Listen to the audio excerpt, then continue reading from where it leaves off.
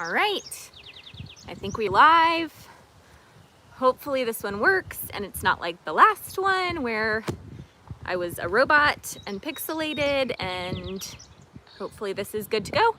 I am currently doing this on my phone, so you are propped up on a shoe at the moment and hopefully it won't fall over. But hi, I am Melanie. If you're new here, welcome to Life's Sweet Journey.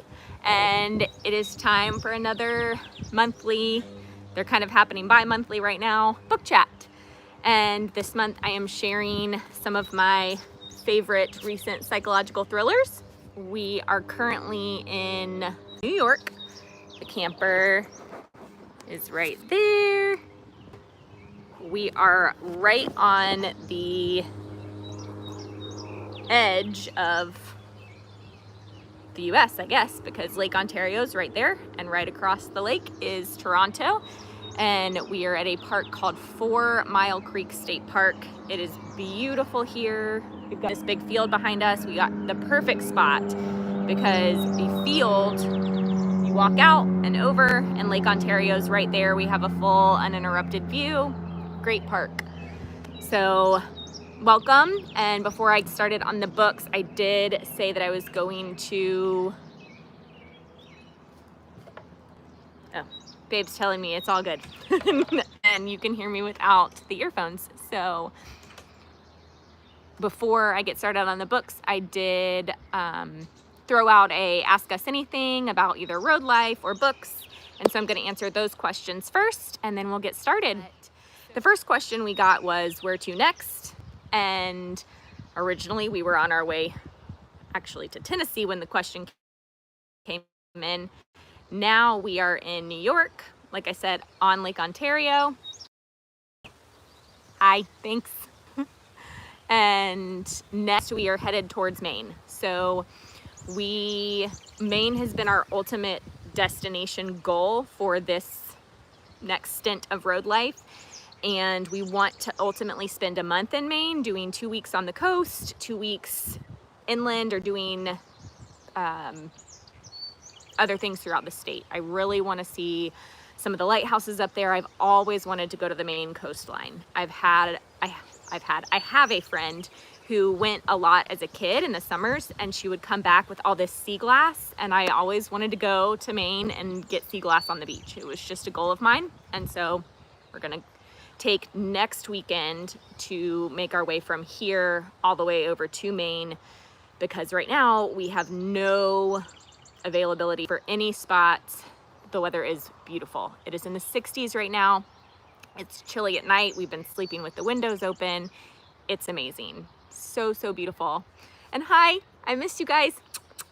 But so we're gonna just slowly take the 4 days for Memorial Day weekend, because Babe's off on Friday, so we'll leave here Friday and take Friday through Monday to get to Maine, stopping along the way and hopefully finding places to boondock, because there are no parks with any availability right now, because it's, of course, Memorial Day weekend. And that is one of the downsides to kind of traveling the way we do, which is not planned. We like to be able to kind of decide which way we're headed from each spot, but that also means that for holiday weekends, we're a little bit SOL. So that's where we're headed. And then the last question we got is actually going to have to be a whole different video, because Babe will be able to help more with that one, and it's just a much longer answer when you really get to the meat of it. But one of the questions is, was, what do we do to make money on the road to be able to travel, and what do bills look like? So it was kind of a 2-part question. The first part of that question is easy. I do social media marketing for a company called Social Creative, and love, love, love my job. We do social media marketing for small businesses, and so social, like Instagram. I also do blog posting, and we really just help with all kind of social content that businesses may need. And if you're one of those businesses in need, feel free to look us up, Social Creative Co. So My sister and cousin are also part of that team, and I just love working under Kelly and working with my sister, and it's just a lot of fun. It's a great group. Everyone's really supportive of everyone, and so yeah. And I think they were watching. I'm not sure if they still are, but hi guys. They're together today actually. They don't live in the same place, but they're actually together today, so they're working together, and wish I could be working with them, but yeah, so I do social media marketing as well as kind of try and run our own social stuff. They are here, which is really much more of a side hustle, and I'm trying to grow it, but that's what I do. And then Babe does finance for a defense company, and so his job was in an office, but now with COVID, he is obviously not working in the office right now. They've been working from home since last year. And as of right now, we don't know when that will end. So we were able to take the time to kind of do this again. And it is much easier this time around, because the first time we went on the road, we did not have remote jobs. He took a sabbatical. We got remote teaching positions, and it worked really well. Were able to make money, but obviously not the same money that we were used to making. And the hours were just crazy, and it just wasn't sustainable long term. So that's what we do. Bills, that's the longer question, or longer answer, I guess. So I'll save that for another time, but the short end of the story is bills really look the same for us. They just kind of changed from mortgage to where we're staying in different campsites. And then the camper did finally get paid off, but we had the camper payment. We still have the truck payment. There's always something breaking, so we're always fixing something on the rig. So really, we just kind of changed one set of bills for another set of bills, and welcome to adulthood.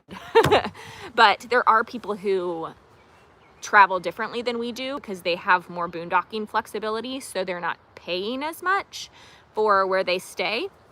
So that helps, but it all just depends on really your lifestyle. And we like to go out to dinner in new places, try new restaurants basically in every place we go. And so our bills really just haven't changed. So just little things like that. But I also got a question about what's on my to be read list that I really want to get to. And my top title is 4 Winds by Kristen Hanna. She is one of my favorite authors.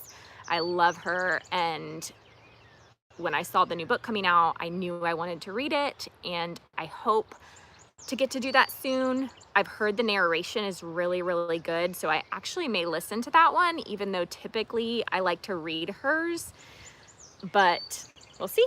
I've heard the narration's great. I just know I'm going to have to be in the right headspace for that one, because I've heard it's pretty hard, as a lot of her books can be. The Nightingale wrecked me, and so I just have to make sure I'm in the right headspace before I jump into that title. The full book review has been moved to my new channel. I will go ahead and link that here. Thanks, and enjoy the journey.